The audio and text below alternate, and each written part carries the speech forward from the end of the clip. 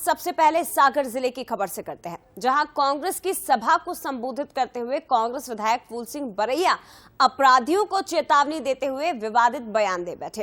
कांग्रेस विधायक ने कहा कि अपराध होगा तो व्यक्ति थाने में ही जाएगा, लेकिन वहां गालियां दी जाती हैं। 2 करोड़ 48 लाख वोट में से 2 करोड़ वोट ही अगर डाल दिए होते तो थानेदार की इसी सभा में चमड़ी काटकर भूसा भर दिया जाता। आगे कांग्रेस विधायक कहते हैं कि कलेक्टर और एसपी को पता ही नहीं कि मामला क्या है। यदि आपने वोट डाल दिया होता तो सरकार आपकी होती, हमारी होती, तो जिन लोगों ने आप पर अत्याचार किया है उन्हें आपके ही गांव में उल्टा लटका देता। और जो थानेदार आपको आंखें दिखाता है ना, ये घटना ही नहीं घटती।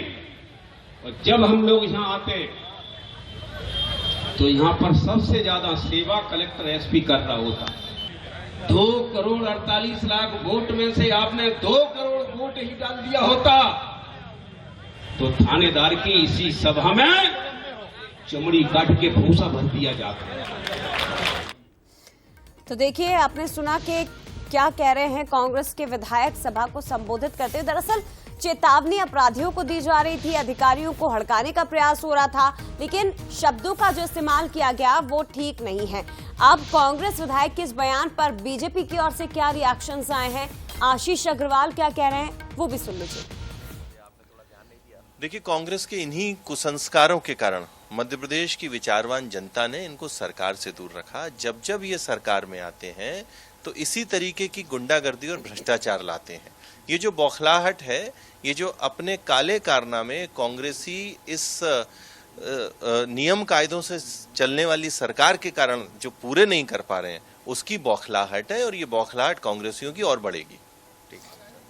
तो बीजेपी का रिएक्शन आपने सुना, कांग्रेस की बौखलाहट है और इसीलिए इस तरह के बयान कांग्रेस के नेताओं की ओर से दिए जाते हैं।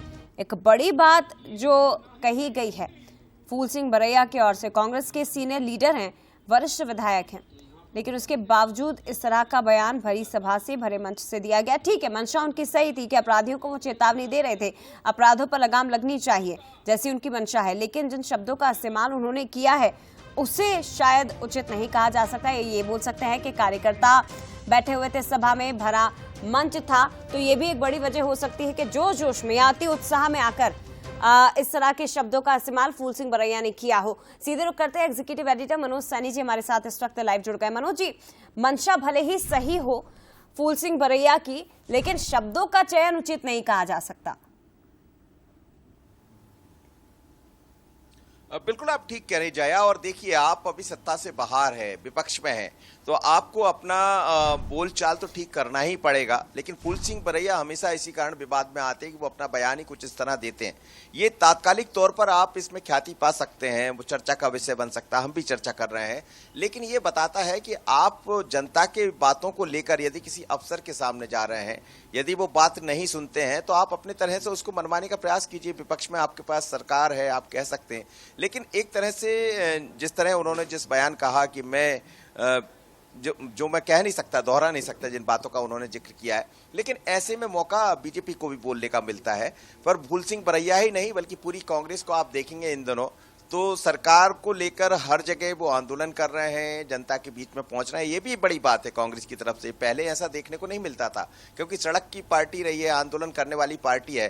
पर फिर से जीतू पटवारी ये चाह रहे हैं कि हर जगह, जीतू पटवारी भी वहां पहुंचे हुए थे और जब सभा का संबोधित कर रहे थे तो फूल सिंह बरैया जो बात कह रहे थे थानेदार को लेकर, वो बात जरूर ये बताती है कि कहीं ना कहीं ये समझना पड़ेगा कि आपके पास अधिकार तो है विपक्ष के, लेकिन आप ऐसा मत कीजिए जो बयान आपका चर्चा में बन जाए और आप जो चाह रहे हैं वो ना हो पाए। लेकिन ऐसा आरोप है कि बहुत परेशान है वह कांग्रेस कार्यकर्ता, अफसर सुनते नहीं है, बातें मानते नहीं है, इसलिए शायद उनको गुस्सा आ गया। लेकिन बीजेपी का सीधा पलटवार है कि ये संस्कार है, हम ऐसी बातें नहीं करते, कुसंस्कार है कांग्रेस के, उसे लेकर पलटवार भी किया बीजेपी की तरफ से। पर ये जो मुद्दा है, ये जो बयान है, इसको लेकर सियासत गर्म है और मुझे लगता है और भी गर्माने वाली है। बिल्कुल सही सर, क्योंकि विपक्ष में बैठे हुए कांग्रेस भले ही जनता के मुद्दों को उठाए, लेकिन इस तरह के शब्दों का इस्तेमाल करना ठीक नहीं कहा जा सकता।